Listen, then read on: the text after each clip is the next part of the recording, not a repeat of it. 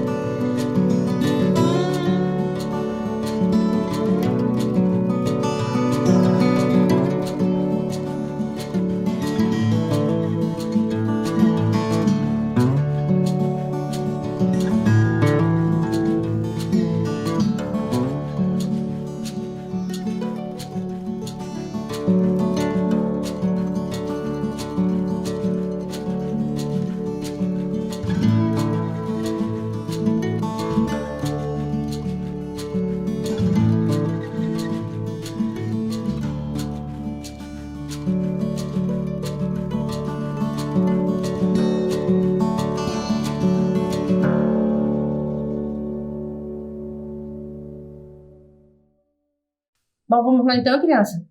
Bom, então relembrando, né, que nós estamos falando, né, desde a última aula, sobre as novas formas de organização aqui desse território que hoje chamamos de Brasil.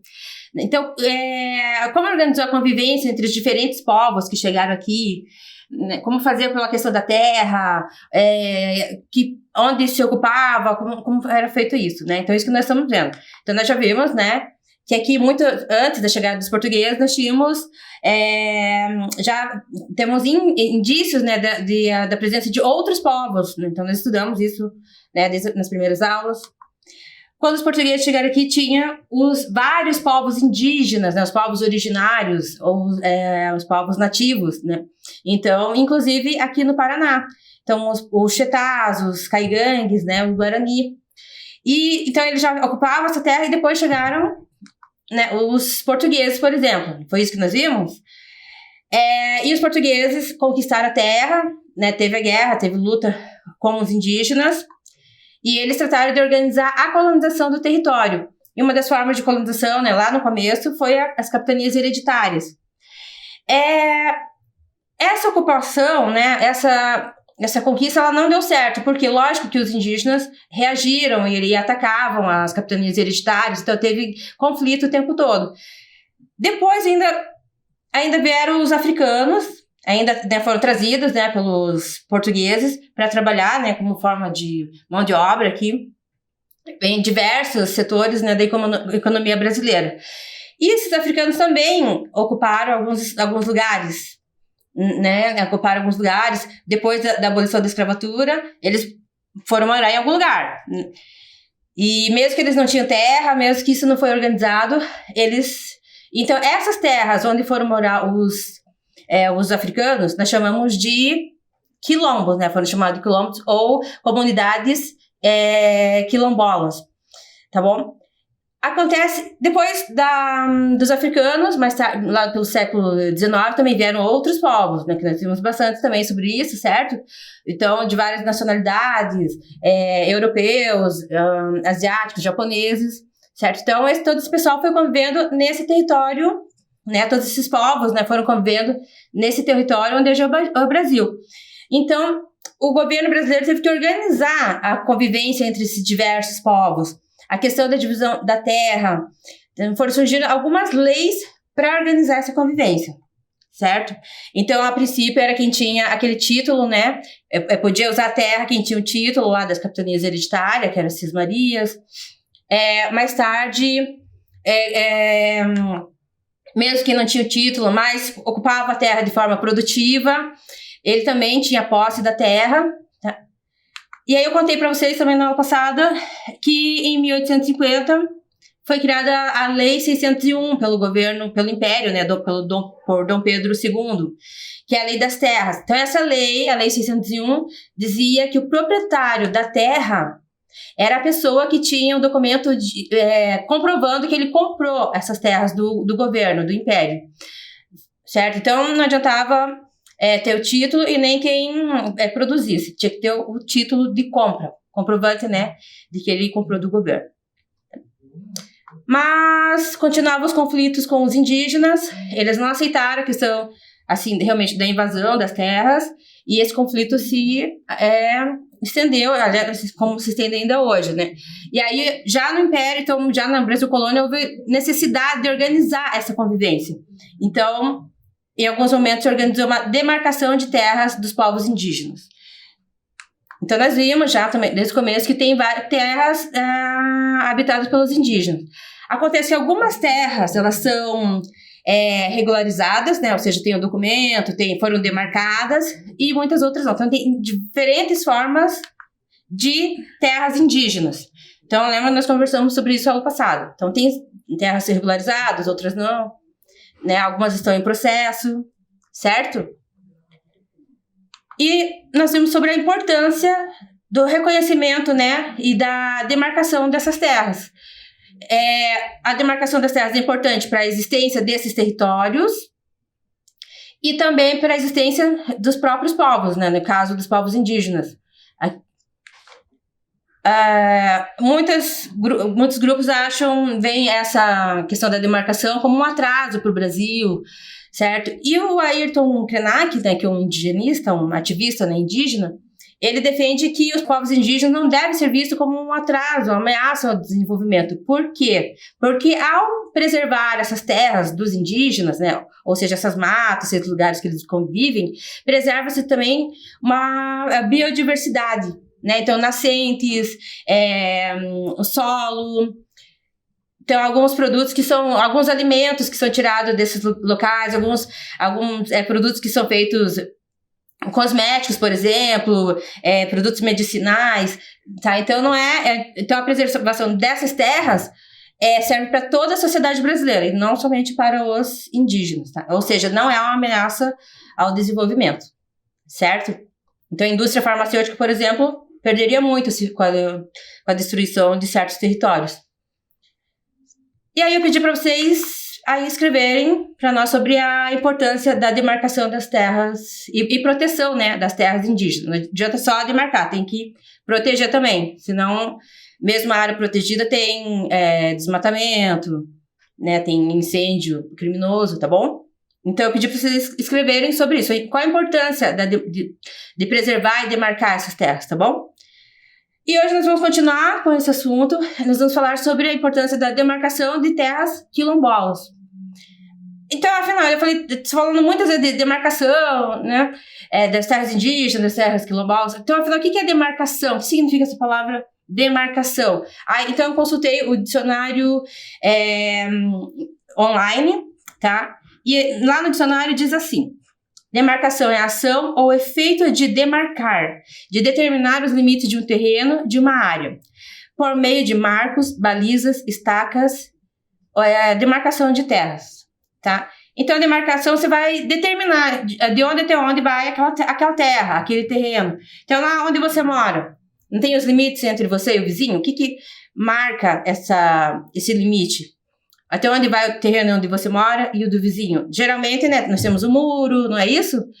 Então, e nas terras quilombolas, terras indígenas, também tem outra forma de demarcar, né, esse espaço. Tá bom? Então, é disso que nós estamos falando. Então, tem que ser feito essa determinação de onde vai as terras deles e criar um documento dizendo. Então, é isso que precisa. Quando nós falamos de demarcação, é disso que nós estamos falando.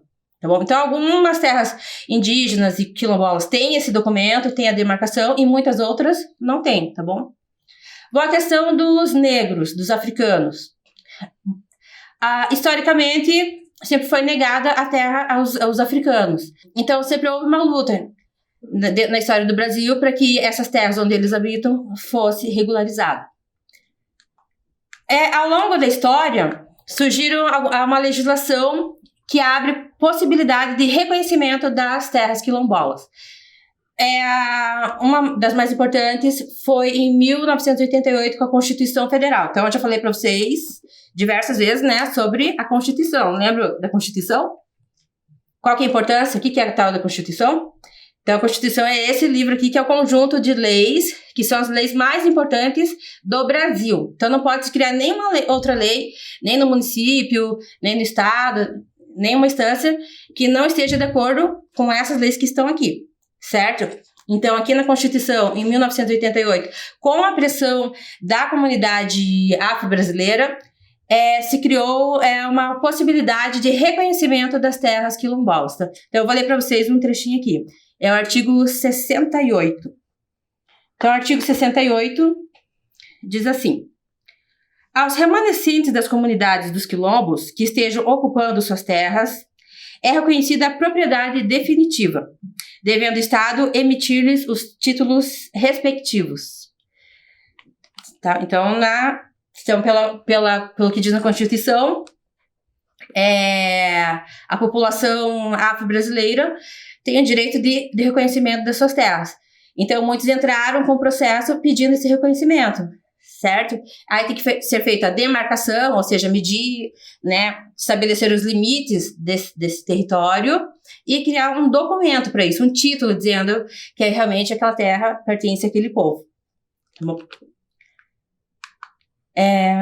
Então, aqui eu li para vocês, né, que está no texto lá, que está na Constituição. Aqui é uma imagem de uma comunidade quilombola, tá? É um momento ali que eles estão de colheita ali, só para vocês terem uma ideia, né, um pouco dessas pessoas. E eu trouxe novamente esse mapa aqui para a gente fazer uma análise mais detalhada sobre ele. Então, vamos lembrar que nesse mapa, essas bolinhas coloridas, tal, todas elas têm uma informação. Então, desde o título do mapa até essas bolinhas coloridas ali. Então, dá uma olhadinha na legenda. Olha a legenda lá. O que está em verde significa o quê? São as terras quilombolas tituladas, ou seja, que têm documento, que foram demarcadas, ok? E o que está em roxo, dá uma olhadinha lá na legenda que está em roxo, são as terras quilombolas em processo, né, de demarcação. Ou seja, essas pessoas foram lá na justiça, disseram que elas são, que essa população, que eles são descendentes de africanos, né, e que toda a família que mora todas as pessoas que moram naquela comunidade também são descendentes e eles querem a demarcação. Então tá no processo, tá lá na justiça. Dá mais uma olhadinha no mapa.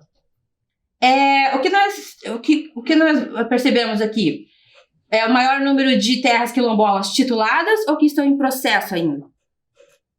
Tá? Então o nosso mapa nos diz isso ali. Então nós percebemos que a maior parte ainda está em processo, né? E no Paraná, por exemplo, esse mapa tem a data, é importante a gente ver a data também, né? De todo o documento, toda a fonte histórica, nós vamos ver ali o título, que vai dizer qual é o assunto desse documento. Então, terras quilombolas tituladas em processo, no INCRA. Nós temos aqui a data, 19 de novembro de 2015. Então, em 2015, no Paraná, tinha alguma terra quilombola titulada? Sim ou não? Não, né? Não tem nenhuma bolinha verde ali ainda. Atualmente, tá, criança? Eu vou informar vocês. Atualmente, nós temos uma terra quilombola que é titulada, apenas uma, certo? E as outras estão em processo. Bom, então nós vamos fazer análise desse documento. Eu vou colocar aqui a ficha técnica que vocês vão copiar. E na sequência tem uma perguntinha aqui para vocês responderem, tá? Então eu vou deixar para vocês copiarem as perguntas e depois o mapa para vocês responderem. tá bom? Então, enquanto isso, eu espero.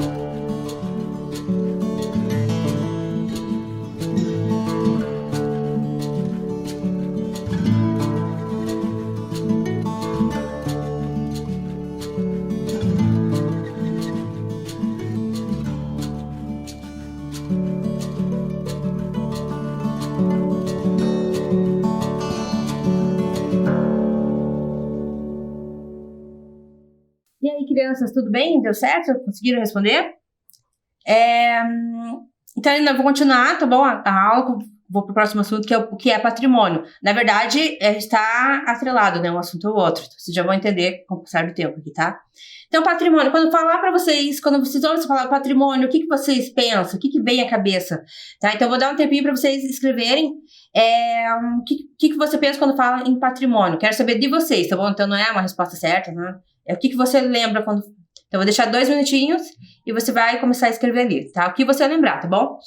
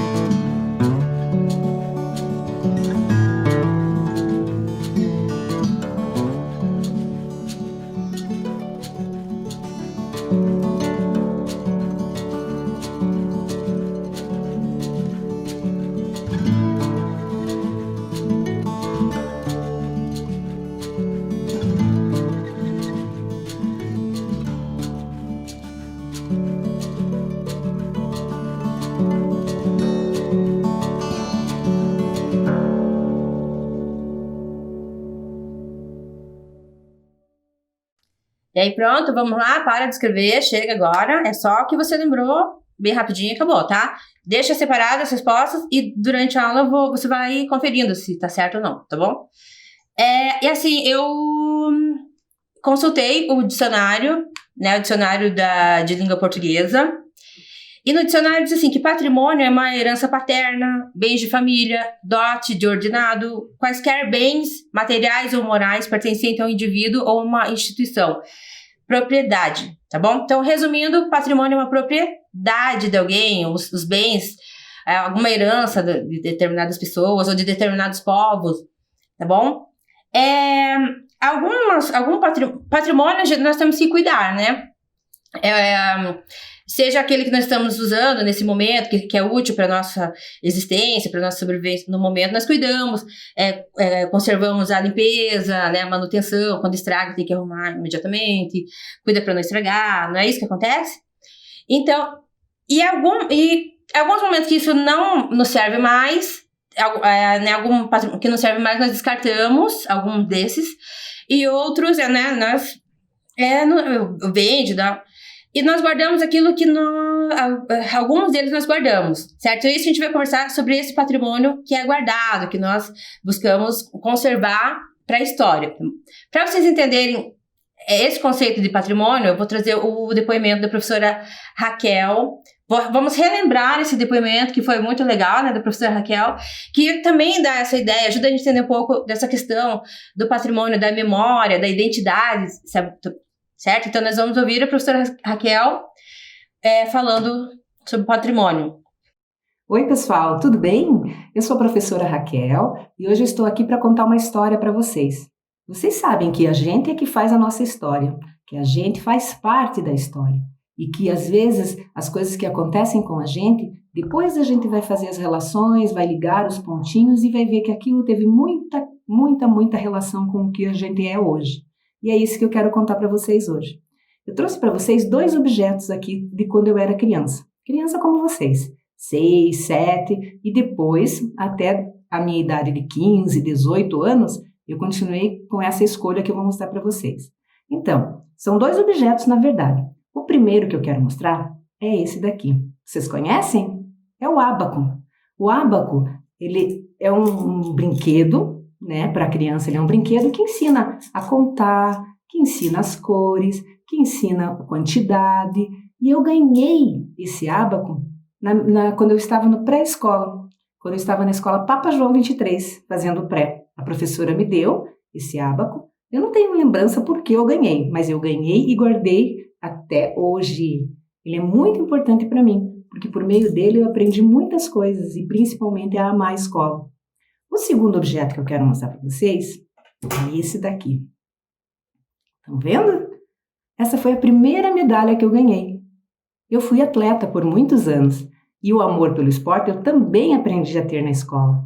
Eu também entendi que o esporte é que ajuda a gente a muitas coisas, a alcançar muitas coisas, mas principalmente saúde, vontade de desafios, encarar perdas, encarar a vitória, não a humilhar porque eu ganhei, não humilhar porque não se sentir humilhado porque eu perdi. Pelo contrário, isso daqui, essa medalhinha me acompanha porque eu tenho com ela a aprendizagem da importância tanto da vitória quanto da derrota. E vocês podem pensar assim, mas por que ela está mostrando esses 2 objetos? Vocês conseguem entender a relação que eles têm? O amor pela escola, o amor pelo esporte. E sabe o que eu faço hoje? Eu sou professora de educação física. Eu atuo na escola com as atividades recreativas, com atividades esportivas e pelo amor e a importância da atividade física na vida de todas as pessoas. Então, meus lindos, eu queria perguntar para vocês isso. Vocês têm memória afetiva em relação à escola? O que vocês lembram? O que está fazendo falta? O que vocês vão guardar para sempre? O que será que vai fazer com que depois vocês escolham a profissão de vocês? Então, tenham atenção, tenham cuidado, façam tudo com muito amor. E espero que vocês tenham gostado dessa história, mas principalmente nesse momento que vocês se cuidem bem, tá? Um beijo, tchau, muita saudade de todos vocês. E aí, gostaram de rever, né, esse depoimento da professora Raquel? Eu gostei muito, por isso que eu trouxe novamente, e ele nos ajuda muito, né, a entender quais foram os objetos que a professora trouxe. Então, a medalha e o ábaco, certo? E por que ela guarda ainda esses objetos que ela usou lá quando ela estava na escola, nos primeiros anos da escola? Porque eles são importantes para a formação dela, foram importantes para a formação, pelo que ela é hoje. Então, ela conta para nós, né, nesse vídeo, que ela hoje é uma professora de educação física, certo? E esses momentos que ela teve na escola de competição, que gerou essa medalha, foram decisivos para que ela tomasse essa decisão de ser uma professora de educação física. Ou seja, né, o que nós somos, nós chamamos de identidade. Então, ela está falando sobre identidade, sobre a memória, né, sobre preservar essa memória que é importante para ela. Né? Então, nós estamos falando aqui, então a medalha e o ábaco, de alguma forma, seriam os patrimônios que ela trouxe ali. Então, eu quero saber, e você? Você tem algum objeto que você guarda que é importante para a tua história, que marcou algum momento, né, da tua história, assim? Então, por isso que é legal para você estar lembrando dele. Então, eu quero que você escreva para mim e desenhe que objeto é esse e por que ele é importante, tá bom? Então, enquanto isso, a gente espera você.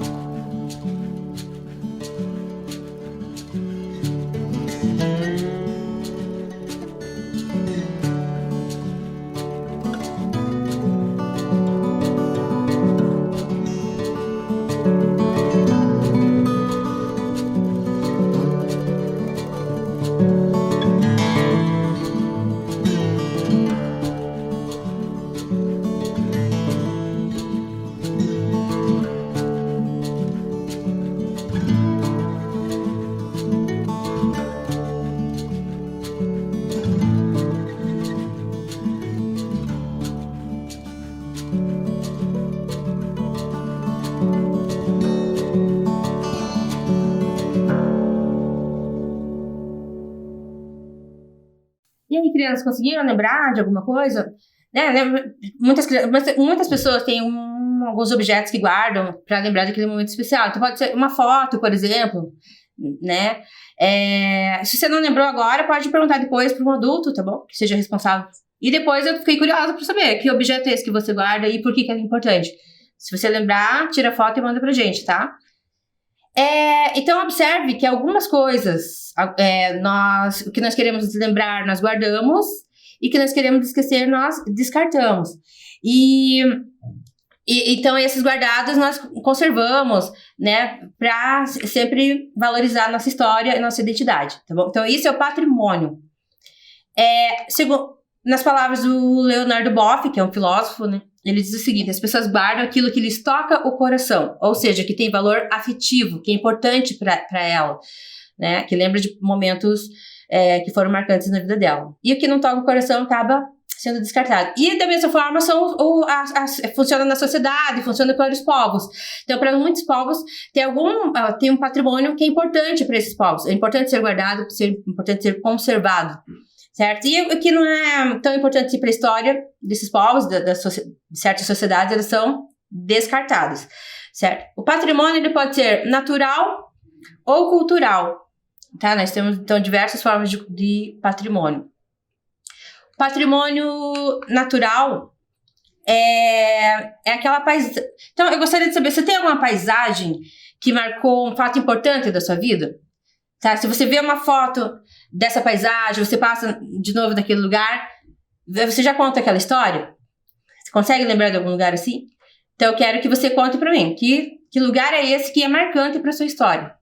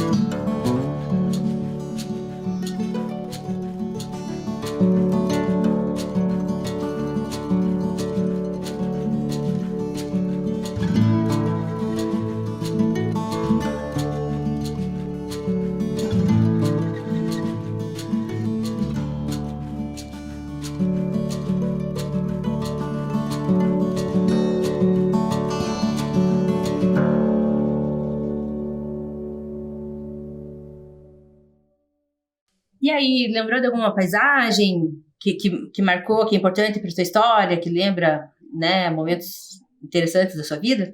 Então, eu tenho várias paisagens que lembram, né? Então, por exemplo, a Serra da Graciosa, que eu gosto bastante. Então, sempre quando eu desço a Serra da Graciosa, me lembra vários momentos, né, felizes, né, da minha história. Então, determinadas praias, né, que nós fomos também, lembra momentos da minha história. Então, isso é o patrimônio natural. E assim é para a humanidade, né? Para a sociedade. Então, tem determinados cenários, determinados ambientes que eles são importantes para a história de certos povos, né? Para a nossa história. E além de marcar momentos da nossa história, são importantes também para a sobrevivência, lembram, por exemplo, uma do patrimônio que é preservado é a Mata das Araucárias, né? Onde tem um pinheiro araucária que dá pinhão. Então, por exemplo, os paranaenses têm momentos de se reunir para comer o pinhão. Então, eu conheço pessoas que moram no exterior, em lugares que não tem pinhão, e sempre eles, nossa, que saudade, né? Se estivesse em Curitiba, eu estaria comendo pinhão. Então, se destruir a Mata das Araucárias, vai acabar o pinhão, acaba essa história, né? Essa lembrança, essa memória importante para nós. Tá bom? Então, o que se escolhe preservar o que é do patrimônio natural? Aquelas paisagens que são importantes para a história e para a cultura também de certos povos. Então, eu trouxe aqui alguns para vocês saberem, né? Selecionei. Que estão no Paraná, tá bom? Então, tem vários. Mas aqui alguns que estão no Paraná. Então, a primeira é a Baía de Paranaguá, que é a segunda maior baía do Brasil. A do meio é Cataratas do Iguaçu. E o terceiro ali é a Vila Velha, que é um espaço que tem monumentos de pedra feitos de arenito. Então, o pessoal vai lá também e consegue... As pessoas associam, né, com certos objetos ou animais, tá bom? Bom, agora eu quero propor para vocês a montagem do quebra-cabeça com uma dessas referências, né, dizemos, de patrimônio natural que estão aqui no Paraná. Tá? Então, eu escolhi aqui esse monumento aqui. Quem lembra que monumento é esse? Que referência é essa, né? Essa é um monumento lá da Vila Velha, tá bom? Então, o que você vai fazer? Você vai pegar uma folha de sulfite, vai desenhar essa referência, né? E depois eu volto para explicar o restante da atividade.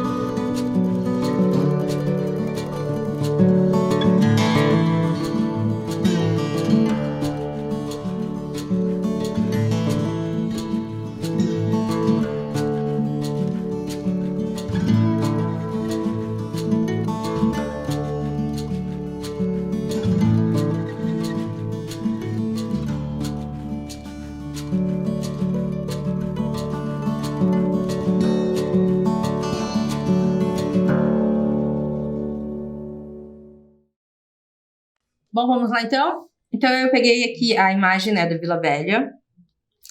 E o que você vai fazer com o teu desenho também? E dobra no meio, tá bom? Algumas vezes. E eu dobrei assim também. Virando como se fosse um triângulo, tá bom? Aí você corta nas dobras, tá? Corta nas dobras, embaralha todo e vai montar ele de novo, a imagem, tá bom? Se não deu tempo de terminar agora, termina depois. Então, por hoje é só, crianças. Até a próxima aula.